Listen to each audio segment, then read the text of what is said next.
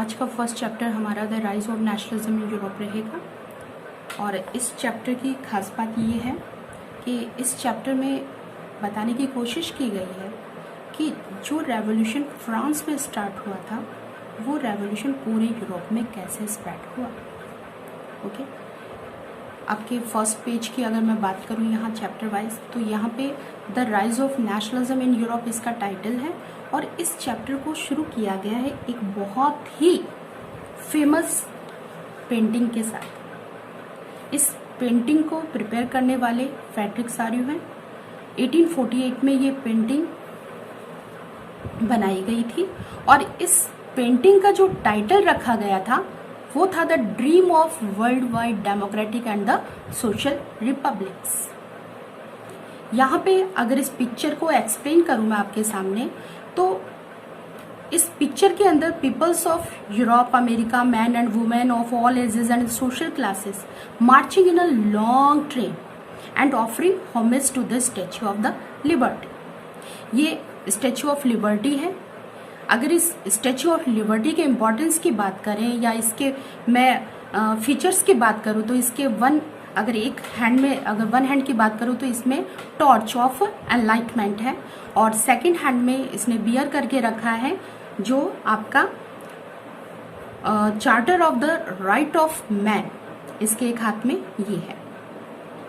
और जो भी नेशन इसके आगे से पास हो रहे हैं वो डेमोक्रेटिक होते जा रहे हैं। तो यहाँ पे लिबर्टी, स्टैच्यू ऑफ लिबर्टी के सामने फ्लैग है जर्मनी का। जर्मनी यहाँ से निकल रहा है। तो एक के बाद एक वन बाय वन हम बोल सकते हैं कंट्रीज यहाँ पे लगी हुई हैं और डिमांड कर रही है वो डेमोक्रेसी की।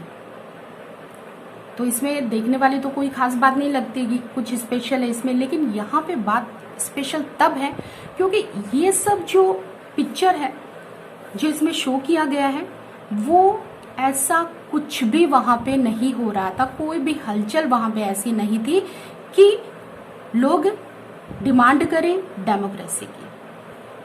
लेकिन फ्यूचर में क्या होगा उन्होंने इसमें दिखा दिया। So it is a very important. अगर न्यू वर्ड्स की बात करें यहाँ पे तो एब्सोल्यूट एंड द यूटोपियन यहाँ पे है। एब्सोल्यूट मतलब वो पर्सन जो अपनी मन की मर्जी करता है, तानाशाही चलाता है, अपने अकॉर्डिंग सबको कंट्रोल करता है। और यूटोपियन मीन्स वह सोसाइटी जो रियल में एग्जिस्ट नहीं है, एक आदर्श रूप, एक सपनों का संसार जिसमें सपने में लोग कुछ भी सोच सकते कर सकते हैं। तो ये वही एक यूटोपियन विजन यहाँ पे दिया गया है। तो नेक्स्ट हमारा जो टॉपिक है वो चलेगा डेफिनेशन क्या, what is nation and what is a nation state. देखिए, नेशन की बात करूं मैं आपके सामने तो नेशन का मतलब होता है एक बाउंड्री के अंदर रहने वाले लोग जिनका सेम कल्चर होता है। नेशन स्टेट वो होता है जहां पे सिटीजन जो है, जो रूल चलता है वो सिटीजन का होता है, अकॉर्डिंग टू सिटीजन, ना कि वहां के रूलर का। और came to develop a sense of common identity and share history और डिसेंट। सब कुछ सहमति से होता है, रूलर उसमें किसी तरह की अपनी नहीं चला सकता। तो वो है नेशन स्टेट। अब हम अपने चैप्टर के मेन फर्स्ट टॉपिक पे आते हैं, the French revolution and the idea of the nation. French revolution already ये चैप्टर हम डिस्कस कर चुके हैं क्लास 9th के अंदर। तो यहाँ पे अगर मैं बोलूँ कि जैसे कि बाहुबली पार्ट 1, पार्ट 2, तो ये पार्ट 2 है आपका। द फ्रेंच रेवोल्यूशन का पार्ट 2 है क्योंकि वो रेवोल्यूशन जो फ्रांस में हुआ था, वो चिंगारी जो फ्रांस में शुरू हुई थी वो ऑल ओवर वर्ल्ड तक कैसे पहुंची, और यहाँ पे स्पेशली यूरोप से ही लिया गया। तो हम यूरोप के बारे में जानेंगे कि जो चिंगारी फ्रांस के अंदर लगी है वो पूरे यूरोप में कैसे फैली। और इस चैप्टर की खास बात यह है कि हर एक पैरा एक क्वेश्चन को बना रहा है। तो first here the result of French revolution. What was the result of French revolution? The French revolution transfer of sovereignty from the monarchy to a body of French citizen. It means French revolution के अंदर जो अधिकार हैं वो राजा के हाथ से निकलकर जनता के पास आ गए। The revolution proclaimed that it was the people who would henceforth constitute the nation and shape its destiny. It means revolution में ये proclaim घोषणा कर दी गई थी, it was clear कि अब कुछ देश के लिए होगा तो वो करने वाले वहाँ के सिटीजन होंगे, चाहे से वो बात वहाँ के कॉन्स्टिट्यूशन की हो या फिर नेशन के डेस्टिनी का हो, भाग्य का हो, सब कुछ करता धरता वहां का सिटीजन रहेगा। तो यहाँ पे it was the result of the French revolution. अब बात करें कि how did French revolution introduce a sense of collective identity. आज आप एकलव्य के स्टूडेंट हो तो यहाँ पे एकलव्य की पहचान है, एकलव्य की यूनिफॉर्म है जिसे आप पहनते हो, एकलव्य का सिलेबस आपके पास है, एकलव्य का DHR आपके पास है। ये सारी चीजें आपको बताती है कि आप एकलव्य स्कूल से बिलोंग करते हो। अगर मैं नेशन की बात करूं तो हमारे नेशन में हिंदी लैंग्वेज, हमारा नेशनल एंथम, ये सारी चीजें, खादी, ये सारी चीजें हमारी पहचान है। तो फ्रेंच रेवोल्यूशन में ऐसा क्या हुआ कि लोग कलेक्ट हो गए, लोग टुगेदर हुए, कौन कौन सी ऐसी प्रैक्टिसेस, मेजर्स वहां पे किए गए। तो यहाँ पे हमारा क्वेश्चन शुरू होता है, how did French revolution introduce a sense of collective identity. हर एक सेंटेंस जो इस पैरा में दिया गया है, it is your answers point. The first is the idea of la patrie and the la citoyen emphasizes on the notion of a united community enjoy equal rights under a constitutions.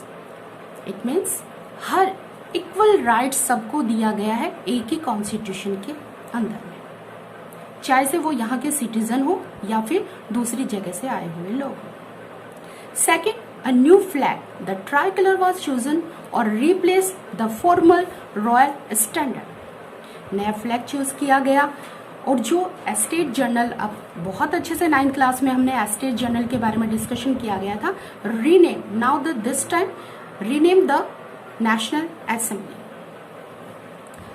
Next is new hormones were composed, a centralized administrative system was put in a place and it formulated uniform laws for all citizens within its territory. Okay. And internal custom dues were abolished. A uniform system of weight and measures were adopted. Regional dialects were disgraced and French as it was spoken and written in the Paris become the common language of the nation. अब एक जैसे हमारी India की common language हमने national language जो है हिंदी को select किया है, तो वहां पे लैंग्वेज को सिलेक्ट किया है फ्रेंच को।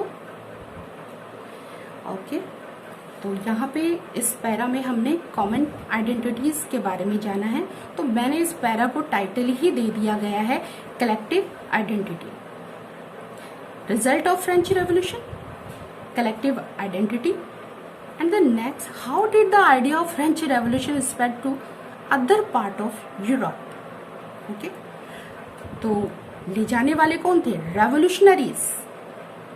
और ये जो रेवोल्यूशनरीज थे member of the Jacobin club. Jacobin club very important. Jacobin club के जो मेंबर्स थे उन्होंने ही ये आइडियाज जो है वो एक स्टेट से दूसरे स्टेट में स्प्रेड किया है। ओके, नाउ नेक्स्ट, सब कुछ अच्छा चल रहा है, everything is going very well, but जो एंट्री होती है वो होती है नेपोलियन की। नेपोलियन फ्रांस के लिए अच्छा भी है तो बहुत हद तक बुरा भी बोल सकते हैं हम उसको। कारण ये है कि नेपोलियन जो है वो रिफॉर्म्स, सुधार, उसने बहुत सारे रिफॉर्म्स इंट्रोड्यूस किए हैं फ्रांस के अंदर, और जिससे उसका सिस्टम बहुत ही परफेक्टली एफिशिएंसी के साथ वर्क कर रहा था। और सेम सिस्टम उसने उस जगह भी यहाँ पे बोल सकते इम्प्लीमेंट किया है जहां उसने अदर पार्ट को जहां पे कंट्रोल किया है। और उसके द्वारा जो भी सिस्टम बनाया गया था, जो सिस्टम को हमने सिविल कोड ऑफ 1804 के नाम से जाना जाता है और इसको दूसरा नाम नेपोलियनिक कोड भी बोला जाता है। नेपोलियनिक कोड बहुत बार पूछा जाता है, very important question, what is the civil code of 1804। Okay, तो सिविल कोड के बारे में ही सेपरेट क्वेश्चन पूछा जाता है। सिविल कोड जिसमें प्रिविलेजेस जो बार बार बताए थे आपको, विशेष special rights based on birth, जन्म से ही अधिकार दे दिए जाते हैं। स्टेबल, तो उन प्रिविलेजेस जो बेस्ड ऑन बर्थ थे उनको उसने डिड अवे, अबॉलिश किया है। Establish equality before the law, कानून के सामने सबको उन्होंने समान रखा है। और राइट टू प्रॉपर्टी उसने दिया है, जबकि राइट टू प्रॉपर्टी पहले नहीं दिया गया था। This code was exported to the region under French control. जहां जहां पे फ्रांस, नेपोलियन ने अपना कंट्रोल किया वहां हर जगह पे ये कोड इंप्लीमेंट किया गया। नेक्स्ट है, जो भी अगर हम बात करें उसके सिस्टम के बारे में, this code was exported to region under French control. It means जहां जहां फ्रांस का कंट्रोल था हर जगह पे इस कोड को इम्प्लीमेंट किया गया। साथ ही हम बोल सकते हैं कि उसने फेडरल सिस्टम को अबॉलिश कर दिया और सबडोम वाला जो सिस्टम था कि बाउंडेड जो लेबर थे उनको भी उन्होंने फ्री किया। और जो गिल्ड रिस्ट्रिक्शन लगता था कि एक स्टेट के लोग दूसरे स्टेट में या जो ट्रेडर्स होते थे वो ट्रेड नहीं कर सकते थे, वो रिस्ट्रिक्शन भी उसने हटा दिया था। ट्रांसपोर्ट कम्युनिकेशन सिस्टम व इम्प्रूव, बहुत अच्छा उन्होंने ये सिस्टम किया ताकि लोग एक जगह से दूसरे स्टेट में मूव कर सके, ट्रेड कर सके। ये सारा उसके समय में बहुत अच्छा था। इसका सबसे ज्यादा फायदा तो बिजनेसमैन को मिला है और मिडिल क्लास के लोगों को मिला है। लेकिन सब कुछ अच्छा हो ऐसा नहीं होता, कुछ अच्छा था तो कुछ बुरा भी था। तो मिक्स रिएक्शन हम बोल सकते हैं, the reaction of the local population to French rule were mixed. लोगों का मिक्स रिएक्शन था। तो यहाँ पे इस पैरा को हमने टाइटल दिया था code of 1804, civil code of 1804। तो इसको मैं टाइटल दूंगी मिक्स रिएक्शन। तो लोकल जो पॉपुलेशन थी वहां उस पर उसका मिक्स रिएक्शन था। इट मीन्स लोग कोई उसे बहुत अच्छा बताते थे तो कोई उसे बहुत बुरा भी बताते थे। तो कुछ लोगों का वेलकम कर रहे थे उसका हार्बिंगर्स ऑफ द लिबर्टी, ओके, स्वतंत्रता लाने वाले दूत के रूप में उसका वो स्वागत कर रहे थे। लेकिन धीरे धीरे लोगों का जो हम बोल सकते हैं कि उनके अंदर जो उत्साह था, एक्साइटमेंट था, सब कुछ धीरे धीरे ठंडा होता गया और वो सब गुस्से में बदल गया। क्योंकि एडमिनिस्ट्रेटिव फील्ड में नेपोलियन जितना अच्छा था तो दूसरी तरफ उसने जो पॉलिटिकल राइट्स हैं वो लोगों के उन्होंने छीन लिए। Increase tax, censorship and force, बोल सकते हैं कि ये टैक्स का इंक्रीज करना बहुत भारी मतलब एक तरह से बहुत भारी माना जाता है। लेकिन नेपोलियन को टैक्स की जरूरत थी क्योंकि वो बहुत बड़ी एक आर्मी बनाना चाहता था, क्योंकि उसका सपना था कि वो पूरे यूरोप पे कंट्रोल करना चाहता है और वो बिना आर्मी के पॉसिबल नहीं था। तो without army it is not possible. तो उन्होंने टैक्स को बढ़ाया, जबरदस्ती लोगों को सेना में भर्ती रखा और साथ ही सेंसरशिप लगा दिया, no one have right to go against the Napoleon. तो ये सारी चीजें भारी पड़ गई नेपोलियन के किए गए सुधार पर, outweighed the advantage of the administrative changes. तो यहां तक हमारा नेपोलियनिक कोड कंप्लीट हो जाता है।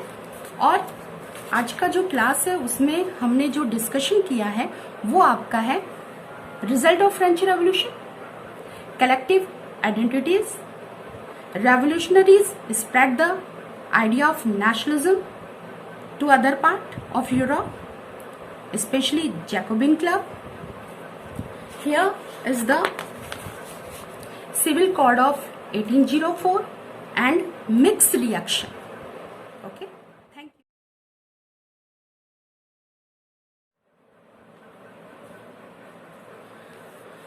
Once again, I want to revise the chapter to you. Measures introduced to develop collective identities. It is a flowchart of the collective identity. Ideas of the La Patria and the Lis Citoyenne were emphasized. Adoptions of the new constitution with citizens enjoying equal rights. Adopted tricolor as a new French flag replacing royal standards. Adoption of the uniform system of the weight and the measures. A state general renamed as a National Assembly. Abolition of internal custom duties. New hymens were composed and the oath were taken. Materials remembered in the name of nation. Formulation of the centralized administrative system. French become the national language. Discouraging the of the regional dialects. Okay, it is a flow chart of the collective identity. Next is the flow chart of the Civil Code of 1804. Privileges based on birth abolished and equality before law was the established. Privilege based जो मैंने आपको पहले बताया था, special rights by birth, administrative division were simplified, peasants freed from the serfdom, improvement in transport and communication system, adoption of the common national currency, establishment of right to property, feudal system abolished, removal of the guild, restriction in town, uniform laws and standardizations of the weight and measures. It is a flow chart of the Civil Code of 1804. Whenever the question be 5 marks, then you have to draw a flow chart to explain the points. At least 5 to 6 points you have to mention in your flow chart. Okay.